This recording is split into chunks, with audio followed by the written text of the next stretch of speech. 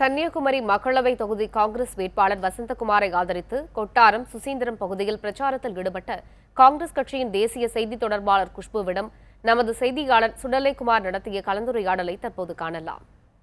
2019 பாராளுமன்ற தேர்தல் பரப்புரை மிகவும் பரபரப்பாக நடைபெற்றுக் கொண்டிருக்கிற இந்த சூழலில் காங்கிரஸ் கட்சியினுடைய தேசிய செய்தி தொடர்பாளர் குஷ்பு அவர்கள் தொடர்ச்சியாக தமிழகம் முழுவதும் பரப்புரை மேற்கொண்டு வருகிறார்.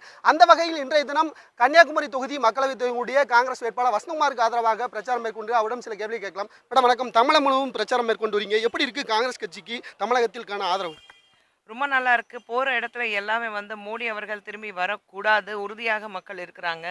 ஸோ இந்த திராவிட முன்னேற்ற கழகம் காங்கிரஸ் கூட்டணி நிச்சயமாக ஜெயிக்க போகுது. காங்கிரஸ் கட்சியினுடைய தேர்தல் பரப்பை எந்த அளவுக்கு மக்களிடம் சென்றிருக்கிறது?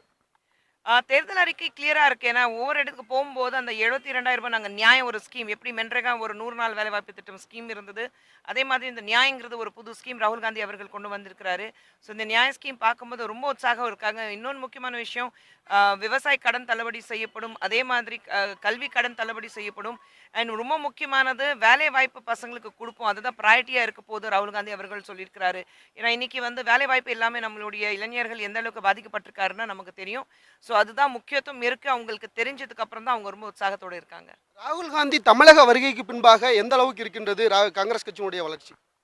ராகுல் காந்தி அவர்கள் டெல்லியில இருந்தாலும் இங்க வளர்ச்சி அப்படிதான் இருக்கு. ராகுல் காந்தி அவர்கள் ஒரு எங்களுடைய இளம் தலைவர் வந்திருக்கிறாரு. அது ஒரு எழுச்சி வேற மாதிரி இருக்கு. ஏன்னா ஒரு இளம் தலைவர் வரும்போது அந்த எழுச்சி ரொம்ப நாள் ஆசையா இருந்தது. ராகுல் காந்தி அவர்கள் ஒரு தலைவராக வரணும், பிரதமராக அவர் களத்தில் இறங்கணும், ரொம்ப நாள் ஆசை எல்லாருக்கும் இருந்தது.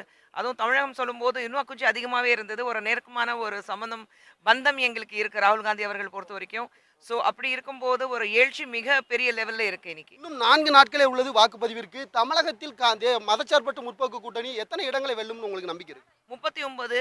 நீங்க புதுச்சேரி சேர்த்துட்டீங்கன்னா 40. அப்படி பார்த்தீங்கன்னா நிச்சயமாக புதுச்சேரி இருக்கு. அண்ட் 39 தொகுதியிலேருந்து கண்டிப்பாக ஒரு 36லேருந்து 37 சீட்ஸ் காங்கிரஸ் அண்ட் திராவிட முன்னேற்ற கழகம் கூட்டணி ஜெயிக்க போகுது.